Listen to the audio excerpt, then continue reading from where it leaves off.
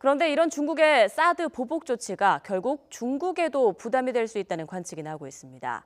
한국 부품과 소재를 들여와서 완제품을 만들어 수출하는 중국의 경제 구조 때문입니다. 김병영 기자입니다. 중국의 가장 큰 돈벌이 수단은 가공무역입니다. 외국에서 부품이나 소재를 수입해 완제품을 만들어 다른 국가에 파는 무역 방식으로 중국 수출의 4분의 1가량이 이런 형태를 띠고 있습니다. 이 과정에서 품질이 뛰어나고 가격이 상대적으로 저렴한 한국산 부품과 소재에 대한 의존도가 높아졌습니다. 지난해 중국 수입시장 점유율은 한국이 10%로 일본과 미국을 제치고 1위를 차지했습니다. 중간재인 부품만 따로 떼어놓고 보면 45%가 한국 기업 제품이었습니다.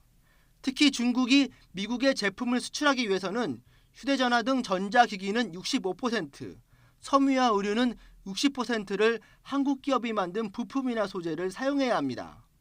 만약 우리 정부가 중국의 사드 보복에 대해 맞대응에 나서면 중국 경제도 큰 타격을 받을 수 있다는 겁니다. 우리 정부에서도 중국으로부터의 수입을 규제하거나 중국 기업의 진출을 제약할 경우에는 중국 기업들의 피해도 예상이 됩니다. 여기에 한국 기업은 지난해 중국 기업보다 2배나 많은 44억 달러를 중국 현지에 투자했고 중국을 가장 많이 찾는 외국 관광객 역시 한국인이었습니다. 그렇다 보니 중국이 또 다른 경제 보복 카드를 꺼내들기는 쉽지 않을 것이라는 전망입니다.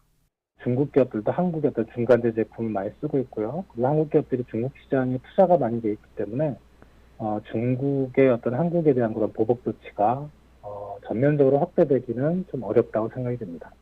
이에 따라 전문가들은 세계 무역기구 관련 규정 등을 꼼꼼하게 검토해 중국의 경제 보복 조치에 적극 대응해야 한다는 지적입니다.